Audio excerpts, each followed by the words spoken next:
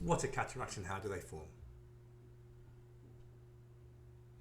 So cataract comes from the Latin cataracta, and that was how they described the froth that comes up from the bottom of a waterfall, that whitish froth, because cataracts cause mistiness of vision. They can cause blurred vision, mistiness, glare, and all sorts of problems like that. If you imagine there's a lens inside the eye, if you imagine a magnifying glass, it has a glass lens, and that is exactly what your lens is like. It's much smaller, about smarty size, but it should be completely clear.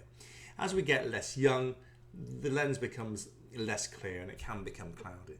If it hits a certain level of cloudiness and it causes symptoms, then we call it a proper cataract, and then sometimes we need to fix it for you. The lens is formed of crystalline molecules, and the crystallines are usually completely clear. They're a protein, but then as time goes by, just like everything else, they degrade and they become cloudy. So they go milkyish first of all, then they can go yellow, and then they go brown, and that can markedly reduce the vision.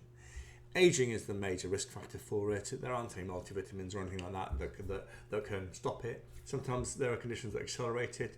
Diabetes, for example, if you use steroids for asthma in childhood or recently, then that can accelerate it. But the vast majority of people is just the aging process. Young people can get it as well. You can get congenital cataracts.